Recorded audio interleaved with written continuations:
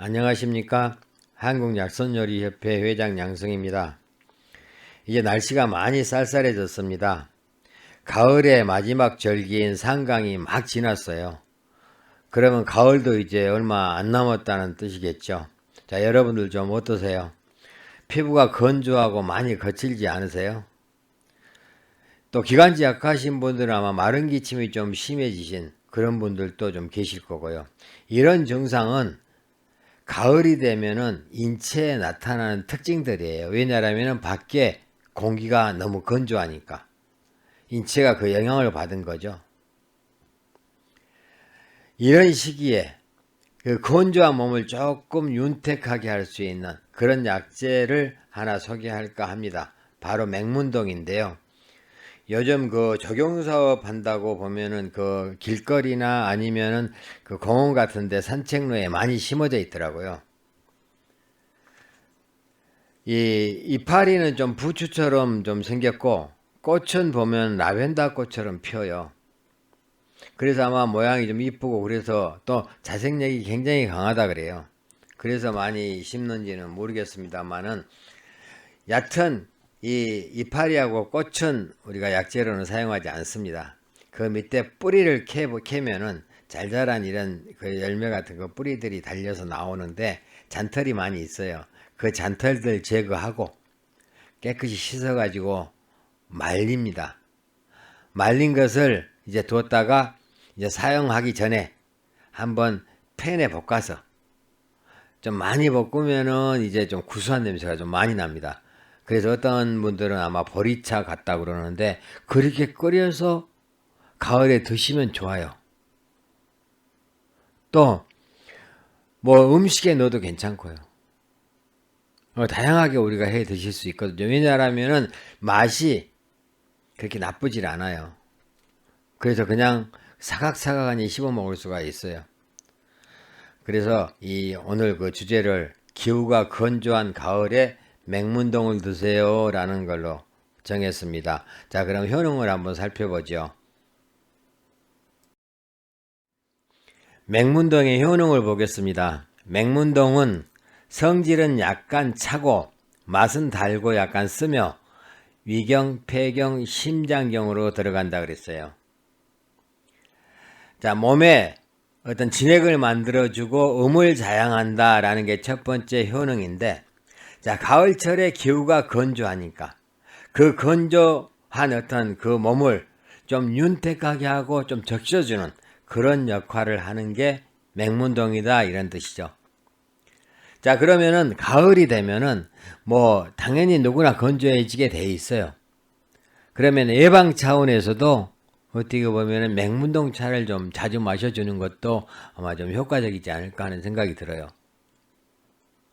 특히 폐의 음이 부족해서 마른 기침을 하는 사람들, 기침에 무조건 좋은 건 아니에요. 이건 여러분들이 좀 구별을 하셔야 되는 게, 이 일반 기침, 감기 걸려서 나는 기침이나 아니면 가래가 끓어서 나는 그런 기침에는 맹문동이 효과 없습니다. 마른 기침이어야 해요. 코가 건조하고 인후가 건조하고 그러면서 마른 기침을 하는, 그것은 폐음이 부족해서 나타나는 현상이거든요. 맹문동은 폐음 보호하는 역할이 밖에 없어요.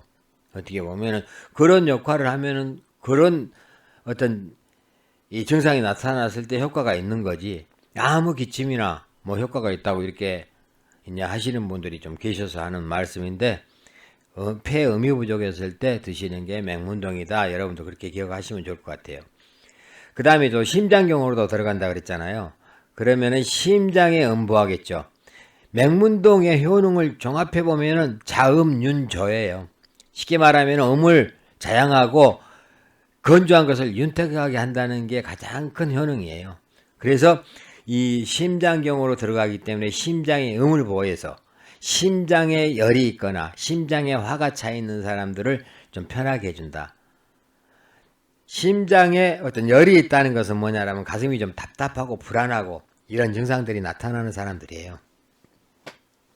만약에 심하면은 이제 뭐 불면증이나 뭐 꿈이 많고 뭐 이런 무서움증 들고 뭐 이러겠지만은 그 정도는 좀 심한 거고, 좀 가슴이 답답하고 좀 뭔가 좀 안정되지 못한 그런 느낌이 드는 어떤 것이 아마 일반적으로 가장 가벼운 증상인데 그럴 때도 좋다. 또 위경으로 들어가면서 위열도 내려준다. 위에 열이 차 있으면은 어때요? 갈증이 나면서 식욕도 없고 가끔 배도 아프고 구역질 같은 것도 나타나고 할 수 있는데 그 위에 음을 보충해주고 음을 보충하면은 자연적으로 상대적으로 열은 조금 내려가게 돼 있으니까 그래서 위에도 좋고 그 다음에 이제 피부도 윤택하게 한다 그랬는데 그것은 아까 폐음하고 좀 상관이 있어요. 폐는 우리 몸의 전신을 주관하는 장기예요. 이 폐의 기운이 저 피부까지 가는 거예요. 그런데 폐에서 피부까지 이 기운을 보낼 때 습이 좀 많이 있으면은 피부가 윤택하겠죠. 근데 호흡을 할 때 건조한 기운이 자꾸 내 몸으로 들어오니까 폐에서 어때요?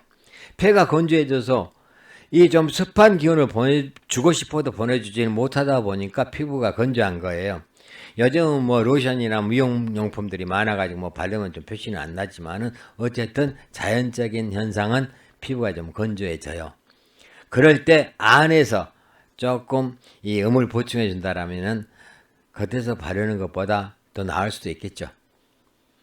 자, 이렇게 맹문동이 어떻게 보면은 가을철에 건조한 어떤 그 기운으로 인해서 나타나는 어떤 여러 가지 증상들을 좀 완화시켜주는 그런 효능이 있기 때문에 기후가 건조한 가을에는 우리는 맹문동을 좀 많이 먹자 이런 의미에서 오늘 주제를 이렇게 잡았습니다.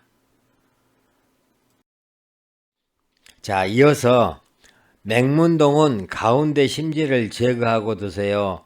심지는 가슴을 답답하게 합니다. 라고 했는데 이것은 뭐 제 말이 아니고 옛날 분들이 책에 그렇게 써놨어요.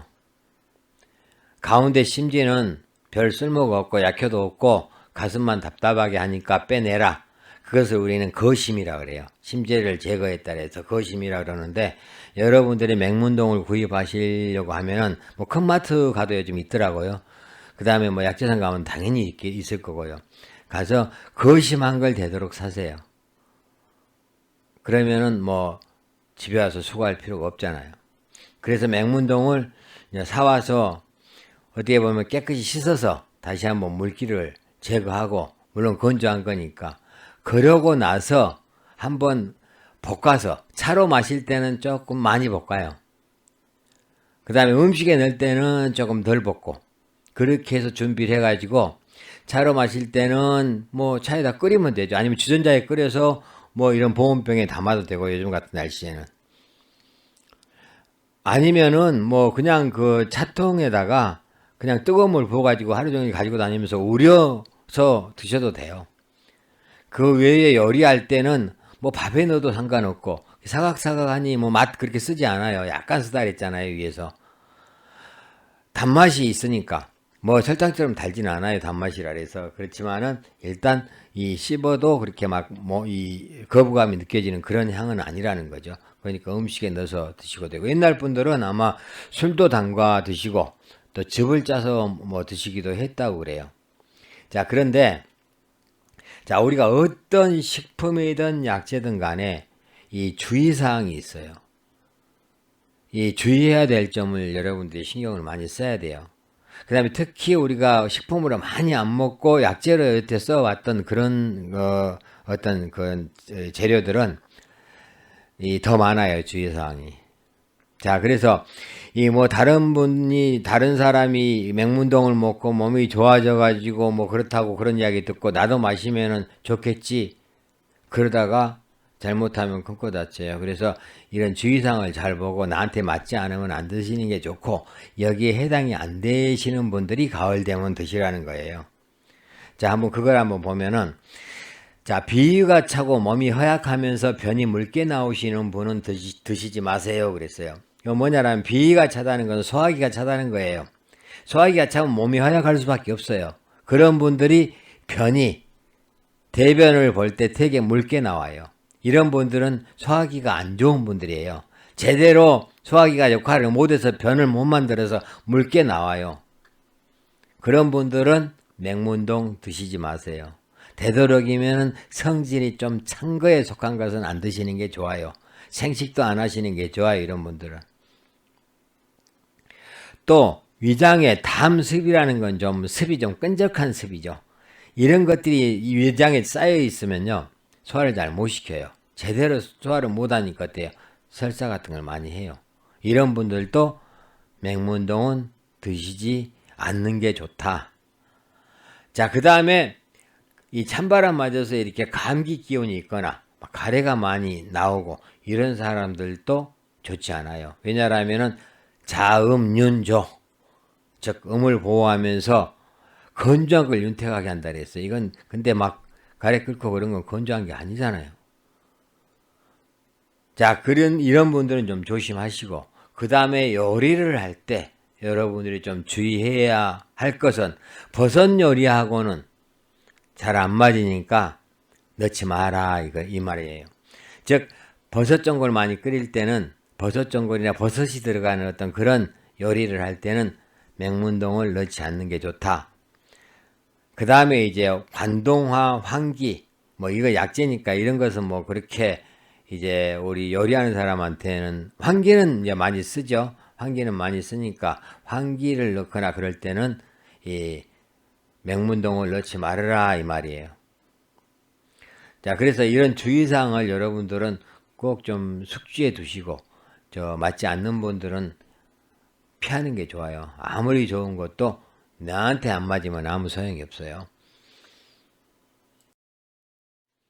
자, 이번 장에서는 맹문동의 응용이라고 그랬는데, 자, 여기 나와 있는 이 세 가지는 제가 직접 만들어서 사진 찍은 거예요.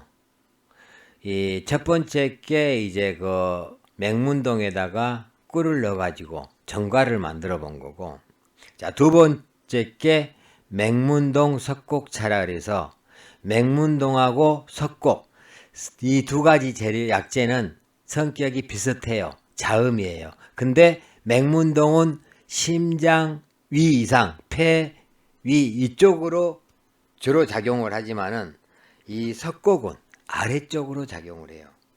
위에서부터 신장 쪽으로.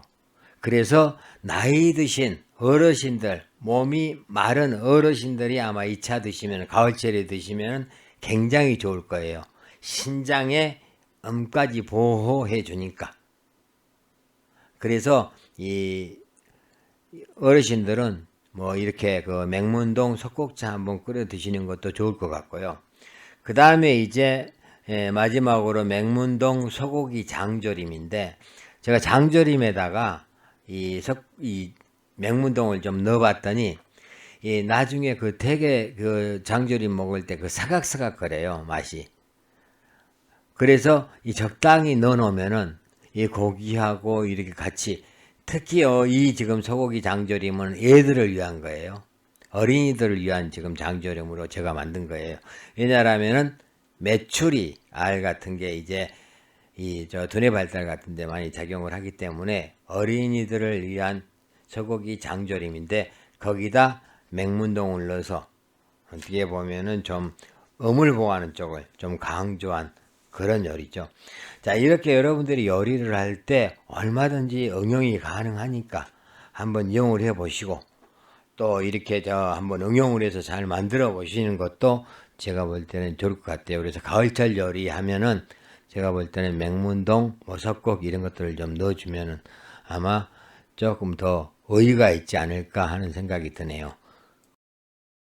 자, 여기는 이제 가을철에 좋은 약선, 그래서 이제 만드는 법은 뭐 다 쓸 수도 없고, 그래서 이름만, 왜냐라면은 뭐 너무 막연할 때가 있잖아요. 이렇게 뭐 요리를 좀 가을철에 좀 해보고 싶은데 뭘 해야 되나, 뭐가 맞을까, 뭐 이런 생각을 할 수도 있는데, 자, 그렇게 이제 그렇게 생각이 안 나고 그럴 때 그냥 참고하시라고 제가 쭉 나열해서 이렇게 간단하게 써봤으니까 여러분들 한번 읽어보시면서 아마 참고하시면은 좋을 것 같습니다. 자, 지금까지 간단하게 맹문동에 대해서 설명을 드렸습니다. 앞으로 이 본초학도 하나씩 여러분들 생활에 되도록이면 가장 필요한 것들을 먼저 골라서 이렇게 소개를 앞으로 해 나갈 예정입니다. 여러분들 열심히 좀 들어주시기 바라겠습니다. 감사합니다.